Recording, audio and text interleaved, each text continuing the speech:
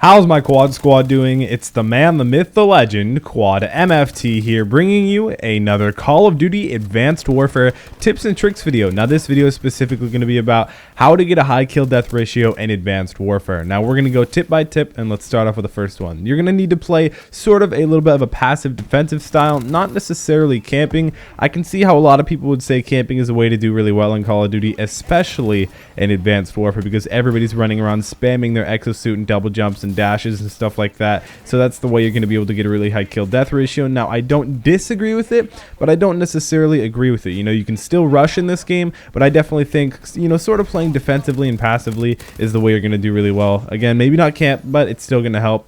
Also, for tip number 2, you guys are going to want to play in parties. That helps out a ton because, you know, you can communicate, you can do different call outs. When you play in a party, you're probably playing with people that you're friends with, and you're probably playing with people that are good. So playing with good people is obviously going to bring up your kill death ratio, because that's how you do well. You have a good team. You know, you can carry yourself, but having 2 or 3 people on your team, maybe even playing with a full party, can really bring up your game. You know, you can win the game more often, you can do better, you can control the objective, stuff like that. That's how you're going to bring up your kill death ratios, playing in full parties, which I suggest. It's a lot more fun. Call of Duty's, you know, it's a social game. It's fun when you play with your friends.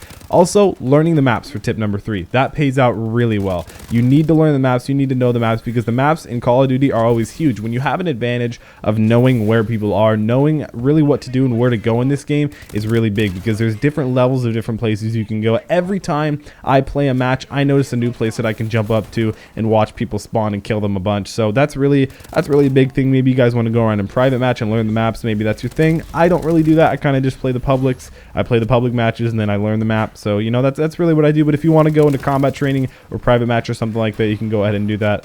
Also, for tip number 4, you're going to want to play a lot. I know it's kind of dumb, and I know it sounds like, oh, well, that's obvious. But for real, if you guys want to do well, if you want to get a high kill death ratio, you're going to need to play a lot. That's what you do. I mean, you do that with everything. If you want to get good at basketball, baseball, whatever sport, you play it a lot. You think about the game, you play the game. It sounds really nerdy doing this for Call of Duty, but a lot of people take this seriously. A lot of people need a high kill death ratio. Like, that's what they do. So if you guys want to get a really high kill death ratio, you guys are going to need to play the game a lot. That's how it's going to go. Also, another thing with SMGs, which this game really is not an SMG game. It's definitely more assault rifle and AR oriented.